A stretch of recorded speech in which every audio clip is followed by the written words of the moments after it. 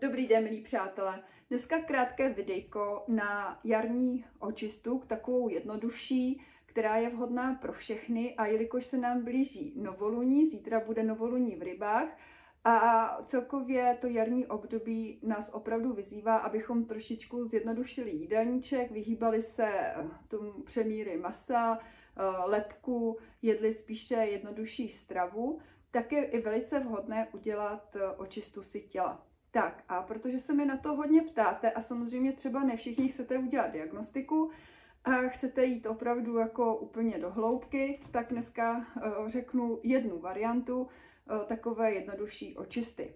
Určitě začínáme antilipidovým čajem. Vidíte, i má zelenou barvičku, já jsem zjistila vlastně všechno, co dneska budu ukazovat, kromě tedy výživy, tak má zelenou barvičku, protože zelená barvička přináleží jaru.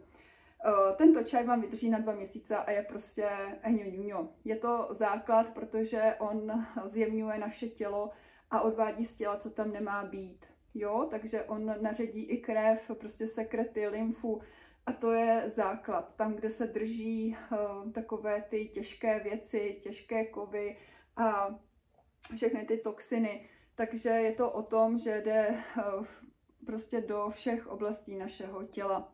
Jo, do sekretů, do lymfy, do krve a krásně prostě prořeďuje, tonizuje a potom všechno vlastně, co i užíváme, pokud užíváme nějakou výživu nebo bylinky už v extraktech, tak se samozřejmě daleko lepší vstřebává do těla. Takže tenhle čaj, to je základ.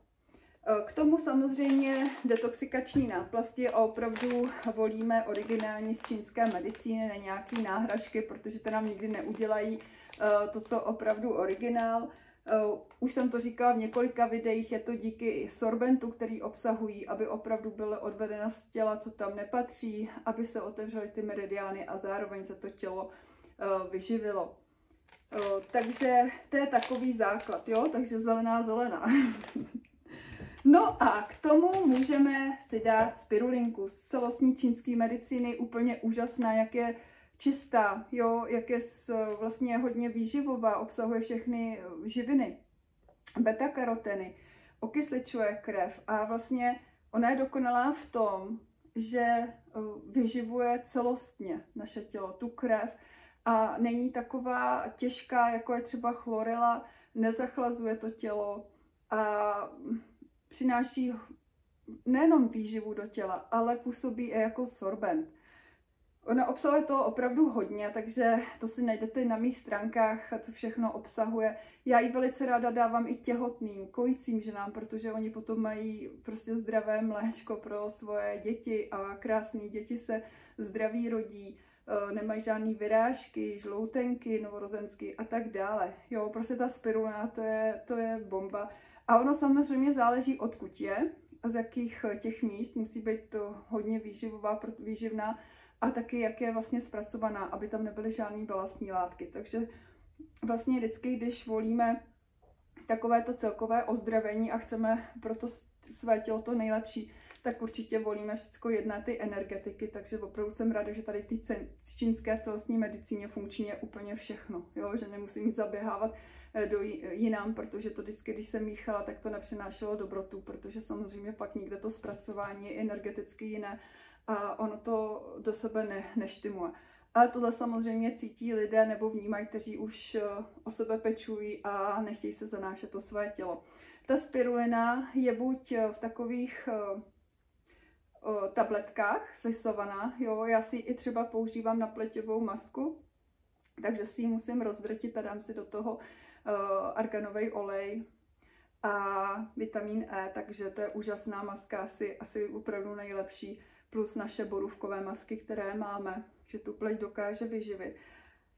A už se teda dělá i v různě drahých salonech, jsem zjistila, a stojí to nekřesťanský peníze, takže vlastně, když budete užívat a zároveň si uděláte doma i masku, takže nepotřebujete žádné drahé krémy a tak dále.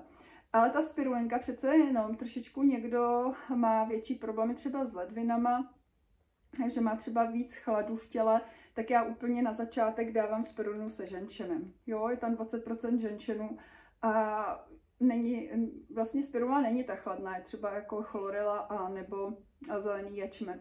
ale přece jenom ty zelené potraviny, pokud jsme si nepodporovali ty ledviny v zimě, tak není to úplně vhodné, jo, takže tam vždycky záleží u klienta, jak to s tím zdravím má, tak spíše začínám tou spirulinou se ženšenem. Pokud vlastně ty ledviny jsou v pořádku, nebo slezina, není tam chlad v tom těle, tak můžu začít tou spirulinou klasickou. To je tak. Pokud někdo, takže to jsou vlastně taková trojka, jo?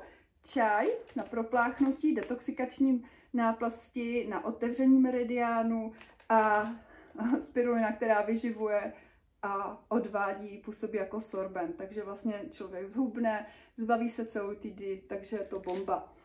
Samozřejmě se setkávám s lidmi, kteří nemají úplně rádi chuť těch zelených potravin. Já jsem to dřív taky jako nemusela, jedla jsem třeba chlorou, zelený ječmen samozřejmě před x lety, než jsem došla k té čínské celostní medicíně. A musím říct, že jsem to jedla, protože jsem si myslela, že to je zdravý a taky mi to moc nechutnalo, taky mi to schlazovalo to tělo. A tohle je úplně jiný level.